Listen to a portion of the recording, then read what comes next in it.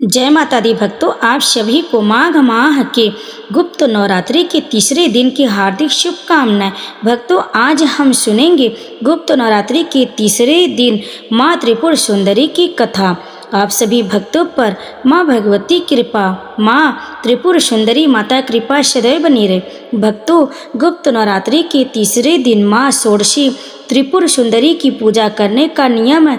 अगर कोई व्यक्ति सच्चे मन से माँ षोडशी त्रिपुर सुंदरी की पूजा करता है तो उसके जीवन की सभी समस्याएं दूर हो जाती और उसे सुख और समृद्धि की प्राप्ति होती। इसके अलावा माघ मास में पड़ने वाले गुप्त नवरात्रि के तीसरे दिन माँ षोडशी की पूजा करने से मृत्यु के पश्चात मोक्ष की प्राप्ति होती।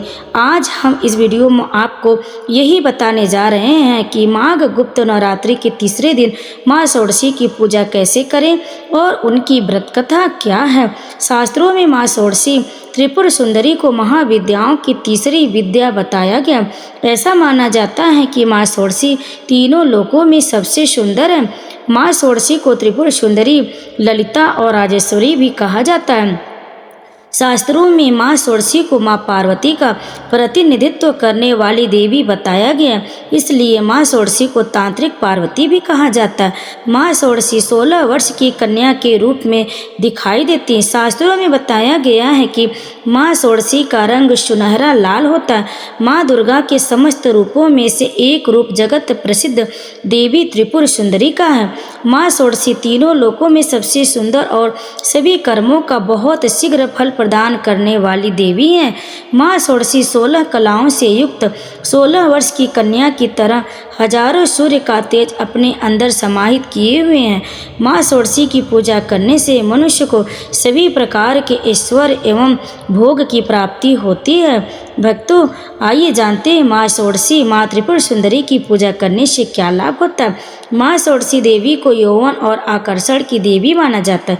माँ षोडशी का पूजन करने से आकर्षण व सुंदरता का प्राप्ति होती है। अगर आपके दाम्पत्य जीवन में हमेशा कलह होती है, आपका कोई प्रिय आपसे नाराज हो जाता है, समाज में सम्मान पद प्राप्त करने के लिए या किसी व्यक्ति को सम्मोहित करने के लिए माँ षोडशी की पूजा करना चाहिए। माँ षोडशी की उपासना करने से भोग और मोक्ष की प्राप्ति होती है। माँ षोडशी की 4 भुजाएं हैं। यह अपने हाथों में पास, अंकुश, धनुष और बाण धारण करती है। श्रद्धा पूर्वक माँ षोडशी की पूजा करने से मनुष्य को सुख, शांति, समृद्धि के साथ मुक्ति भी मिलती है। अगर कोई मनुष्य सच्चे मन से माँ षोडशी की पूजा करता है तो वह आसानी से अपने शरीर, मन और भावनाओं को नियंत्रित कर सकता है। माँ षोडशी की पूजा करने से पारिवारिक सुख और अनुकूल जीवन साथी भी प्राप्त होता है। इसलिए गुप्त नवरात्रि में मुख्य रूप से माँ षोडशी की पूजा करने का नियम है। भक्तों, अब आइए जानते हैं माँ षोडशी की पूजा कैसे करें। त्रिपुर सुंदरी माता की पूजा कैसे होती है। माँ षोडशी की पूजा करने के लिए सूर्यास्त से पहले स्नान करने के पश्चात सफ़ेद रंग के वस्त्र धारण करें। अब एक लकड़ी की चौकी पर गंगा जल छिड़क कर उसे शुद्ध कर ले। अब उत्तर दिशा की ओर मुख करके बैठें। अब चौकी पर सफ़ेद रंग का कपड़ा बिछाकर माँ षोडशी की तस्वीर की स्थापना करें। अगर आपके पास माँ षोडशी की तस्वीर नहीं है तो आप श्री यंत्र की स्थापना भी कर सकते। इसके पश्चात माँ षोडशी को कुमकुम लगाएं और उन्हें अक्षत, फल, फूल चढ़ाएं। अब माँ षोडशी को दूध से बना प्रसाद या खीर चढ़ाएं। यह सब चीज़ें चढ़ाने के पश्चात सच्चे मन से माँ षोडशी की विधिवत पूजा करें। अब ओम ऐं ह्रीं श्रीं त्रिपुर सुंदराय नमः मंत्र का 108 बार जाप करें। अब षोडशी माँ की कथा का श्रवण करें। कथा पढ़ने के बाद माँ षोडशी की आरती करें और सफ़ेद रंग की मिठाई या खीर से माँ को भोग लगाएं। पूजा के पश्चात पूजा में हुई किसी भी गलती के लिए माँ षोडशी से क्षमा प्रार्थना करें। पूजा पूर्ण होने के बाद 9 साल से छोटी कन्याओं के बीच में प्रसाद बांट दें। अगर आपको 9 वर्ष से छोटी कन्याएं नहीं मिल रही तो आप यह प्रसाद गाय को भी खिला सकते हैं। भक्तों, अब आइए सुनते हैं माँ षोडशी की कथा, माँ त्रिपुर सुंदरी की कथा।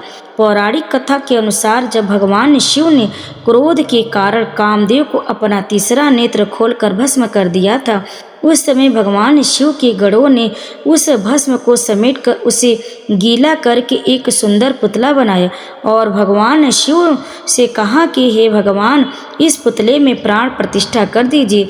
जिसके बाद भगवान शिव ने उस पुतले में प्राण प्रतिष्ठा कर दिए, लेकिन वह भस्म से उत्पन्न होने के कारण उससे जो पुरुष उत्पन्न हुआ वह उसमें तमोगुण की अधिकता थी, जिसके बाद वह तीनों लोकों में हाहाकार मचाने लगा। उसने देवराज इंद्र के समान ही दूसरे स्वर्ग का निर्माण किया और स्वर्ग लोक पर भी आक्रमण कर दे। जिसके बाद देवराज इंद्र देवर्षि नारद के पास गए। उपाय के रूप में नारद जी ने उन्हें आधा शक्ति की विधिवत रक्त और मांस से पूजा करने के लिए कहा।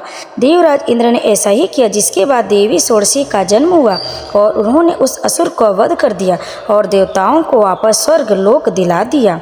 जय माता दी। प्रेम से बोलिए माँ त्रिपुर सुंदरी माता की जय। कथा को अंत तक सुनने के लिए आप सभी भक्तों का बहुत बहुत धन्यवाद।